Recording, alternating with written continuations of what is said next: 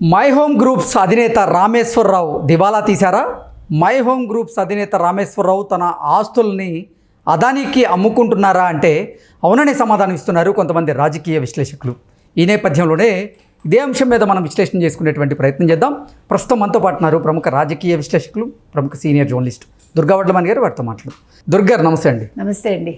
దుర్గారు, my home groups అధినేత రామేశ్వరరావు గారు ఆయన దివాలా తీశారని, అప్పుల్లో ఉన్నారని, తన ఆస్తులని అదానికి అమ్మబోతున్నారు అనేటువంటి వార్త సోషల్ మీడియాలో చక్కర్లు కొడుతూ ఉంది. ఇంతకీ మై హోమ్ గ్రూప్స్ అధినేత రామేశ్వరరావు గారు దివాలా తీయడానికి గల కారణం ఏంటి? అంత అప్పులకి కారణం ఏంటి? ఆయన నిజంగా తన ఆస్తుల్ని అదానికి అమ్ముకోబోతున్నారా అంటే ఏం చెప్తారు?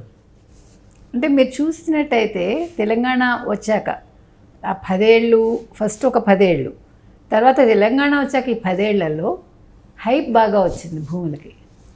మనకు తెలుసు కోకాపేటలో ఎకరం అమ్ముకుంటే పాల వాళ్ళు కూడా ఎట్లా తయారయ్యారు, ఎంత రిచ్ అయిపోయారు మనం చూసాం. అంటే కొంతమంది బాగుపడ్డారు. ఇప్పుడు ఏమైందంటే రేవంత్ రెడ్డి వచ్చాక ఎప్పుడైతే ఈ కూల్చివేతలు మొదలయ్యాయో, హైడ్రా వచ్చిందో, భయపడుతున్నారు ప్రజలు, భయపడుతున్నారు బిల్డర్స్, భయపడుతున్నారు. ఇప్పుడు ప్రాజెక్ట్స్ కన్స్ట్రక్షన్ నడవట్లా పూర్తిగా, అంటే అంత వేగంగా నడవట్లేదు. ఒక అభద్రత. ఈ ల్యాండ్ కొన్నాము, ఇది మంచిదా కాదా, ఇది మళ్ళీ వెళ్ళిపోతుందా, సెజ్లో వెళ్ళిపోతుందా, లేకపోతే ఇదేమన్నా ఆక్యుపైడ్ ఇదా, ఇలా రకరకాల అనుమానాలు. సో దీంతో ఇప్పుడు మనలాగా కొందాము అనుకున్న వాళ్ళు కూడా కొంచెం ఆలోచిస్తున్నారు. అంటే అంత ఫాస్ట్గా ఎవరు కూడా గతంలో లాగా, ఈవెన్ ఐటీ వాళ్ళు కావచ్చు, ఎవరు కావచ్చు, ఇళ్ళు కొనటానికి కొంచెం వెనకంజ వేస్తున్నారు. ఎందుకంటే భయం, ఎంత డబ్బు పెడతాము. మొన్న కూడా చాలామంది ఈ మధ్యన మాట్లాడుతున్నారండి, ఏంటండి ఇలా అవుతోంది, కొనాలా వద్దా, పెట్టాలంటే భయం వేస్తుంది, మా స్థలం అక్కడ ఉంది, లేకపోతే మేము ఇక్కడ ఫ్లాట్ కొన్నాము, కూల్ చేస్తారా అంటే అనుమానాలు.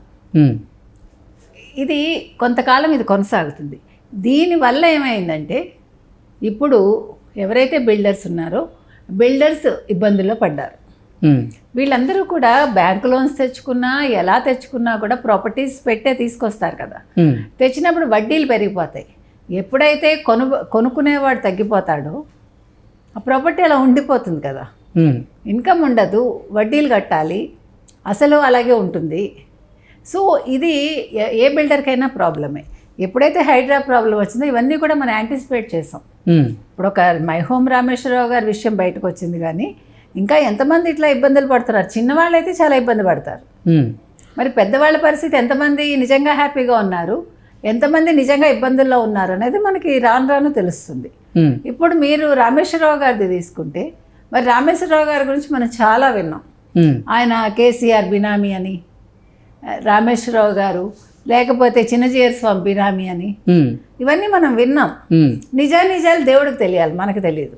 కాకపోతే ఇవాళ రామేశ్వరరావు గారు ఎందుకు ఇంత ఇబ్బందుల్లో ఉన్నారు అంటే, ఇవాళ ఆయన 16,000 కోట్ల నుంచి 20,000 కోట్ల వరకు అప్పుల్లో ఉన్నారండి. సో ఈ అప్పులు ఎలా తీర్చాలి ఏంటి అసలు? మై హోమ్ రామేశ్వరరావు గారు 16,000 కోట్ల నుంచి 20,000 కోట్ల రూపాయలు అప్పు చేయడానికి గల ప్రధాన కారణం ఏంటి అసలు? ఏంటి అంటే మై హోమ్ రామేశ్వరరావు అనగానే ధనికుల్లో ఆయన పేరు కూడా అందరికీ గుర్తొస్తూ ఉంటుంది. అలాంటిది మై హోమ్ గ్రూప్స్ అధినేత రామేశ్వరరావు గారు ఇంత అప్పుల్లోకి వెళ్ళడానికి గల కారణం ఏంటి అంటే ఏం చెప్తారు? మీకు గుర్తుందా, అమెరికాలో ఒకసారి చాలా ప్రాబ్లమ్స్ వచ్చి చాలామంది ఎంత రిచ్ అంటే వాళ్ళకి సొంత హెలికాప్టర్స్ ఉండి, సొంత విమానాలు ఉండి, పెద్ద పెద్ద బంగ్లోస్ ఉండి, చాలా ఆస్తులు ఉన్న వాళ్ళు కూడా అమ్ముకుని బికార్లు అయిపోయారు ఒక ఎగలో. అంటే రష్యన్ వచ్చింది కాబట్టి ఆ పరిస్థితి ఏదైనా కూడా అంటే అది ఊహించండి. అదేవిధంగా స్టాక్ మార్కెట్లో ఎప్పుడైతే స్టాక్స్ పడిపోతాయో టప నిన్న బిలియనీర్గా ఉన్నవాడు ఇవాళ ఎందుకు కాకుండా పోతాడు. సో అలాగే ఇది కూడా కొంచెం గ్యాంబ్లింగ్ లాగానే. ఏది ఈ కన్స్ట్రక్షన్స్ కూడా వీళ్ళు ముందు మదుపు చేయాలి కదా, డబ్బు మదుపు చేయాలంటే బ్యాంకుల్లో తెస్తారు. ఎంత మీరు తక్కువ వడ్డీకి తెచ్చినా వడ్డీ కట్టాలి. మనకి ఇప్పుడు మీకు సత్యం రామలింగరాజు ఎలా మునిగిపోయాడు రాజశేఖర రెడ్డి వల్ల. ఆయనకి డబ్బులు ఇవ్వాల్సి వచ్చి ఆ డబ్బులకి వడ్డీలు కట్టలేక ఆయన ఈ స్థితికి రావడానికి రాజశేఖర రెడ్డి కారణం ఒక రకంగా. అంటే వడ్డీ అనేది మనిషిని తినేస్తుంది. కాబూలీ వాళ్ళ కథ మీకు రవీంద్రనాథ్ ఠాగూర్ది గుర్తుందో లేదో నాకు తెలియదు. అంటే వడ్డీ మీద వడ్డీ, చక్ర వడ్డీ ఇవి కట్టాలి అంటే ఎంత కష్టం తెలుసా. అందుకని ఇవాళ రామేశ్వరరావు గారు ఈ రకంగా అవ్వడానికి కారణం ఇదేమీ లేదండి. ఇప్పుడు ఎప్పుడైతే రియల్ ఎస్టేట్ పడిపోయిందో ధరలు తగ్గిపోతాయి, భూముల వాల్యూ తగ్గిపోతుంది. ఇప్పుడు మీరు ఒక ఫ్లాటు 3 కోట్లకు అమ్మాలనుకుంటారు, ఎవడు రాడు. మీరు 1.5 కోటికి అమ్మారనుకుందాం, 1.5 crore ఒక ఫ్లాట్ కంటే మీరు అట్లాగా ఒక 500-600 ఫ్లాట్స్ వేసుకుంటారుగా. అంటే అందాజా చెప్తున్నా, 500-600 కోట్ల మీద అంటే ఎంత అయింది? 1250 కోట్లు. అంటే రఫ్ ఎస్టిమేషన్, నష్టం కదా. అట్లా మీరు తీసుకోండి, ఎన్నో ప్రాజెక్ట్స్ ఉంటాయి మీ దగ్గర. అన్ని ప్రాజెక్ట్స్ మీద అన్ని వేలంటే ఒక 20 ప్రాజెక్ట్స్ లేదా ఒక 25 ప్రాజెక్ట్స్ 25,000 కోట్లు అట్లా పెరిగిపోతుంది. అంటే ఇది ఎవడు ఈ నష్టాన్ని భరిస్తాడు? ఈయనే భరించుకోవాలి. ఈయన భరించుకోవాలంటే ఇప్పుడు దీని నుంచి బయటపడాలంటే తనకుండే ఆస్తుల్లో కొంతమేర ఆదానికి అమ్మేసుకుంటే ఫస్ట్ ఈ అప్పుల్లోంచి బయటపడతాడు. ఓకే. తర్వాత ఇంకొకటి ఏం చేశాడు ఆయన, మనకు తెలుసు. మీరు తీసుకుంటే కనుకైతే రామానుజాచారి గారిది ఆ స్టాచ్యూ పెట్టారు కదా, చాలా పెద్ద స్టాచ్యూ పెట్టారు. అది చాలా పెద్దది కట్టారు, అక్కడ ఆశ్రమం అంతా కట్టారు. చిన్నజీర స్వామి గారు అక్కడ ఉంటారు. దానికి ఈయన ఈ ప్రాజెక్ట్స్లోంచి 450 కోట్లు ఆయన వెనక్కి, అంటే అక్కడ ప్రాజెక్ట్స్లో మదుపు పెట్టేశారు. సో దానివల్ల కూడా ఇవాళ ప్రాబ్లం. అంటే ఆ ముచ్చింతల ప్రాజెక్ట్ కోసమే కేవలం 500 కోట్ల రూపాయలు పెట్టాడు రామేశ్వరరావు గారు ఖర్చు పెట్టారండి. ఓకే. పెట్టడం వల్ల ఇంచుమించు 450 అంటే సరే అందాజా 500 వేసుకోండి. సో అందువల్ల ఇవాళ ఏమైంది, దానివల్ల ఈ నష్టం జరిగింది. అంటే మీకు ఇప్పుడు 20,000 కోట్లు అనుకుంటే అందులో 500 కోట్లు ఇదే ఉంది కదా. అంటే ఇప్పుడు మీరు ఒక ప్రాజెక్ట్ అనుకున్నారండి, ఆ ప్రాజెక్ట్లోంచి మీరు ఎప్పుడైతే డబ్బులు డైవర్ట్ చేశారో ఆ లోటు బడ్జెటేగా. అట్లా ఎన్ని లోట్లు ఉన్నాయో ఈరోజు ఈయన ఇలా నష్టపోతున్నారు అంటే అంటే ఎంత మీరు జాగ్రత్తగా ఉన్నా రియల్ ఎస్టేట్ అనేది కొంతమందిని ముంచుతుంది, కొంతమందిని బయటికి పడేస్తుంది. అంటే ఇప్పుడు మీరు సడన్ గా ఎంత రీచ్ అయిపోతారో సడన్ గా అంత లాస్ కూడా వస్తుంది.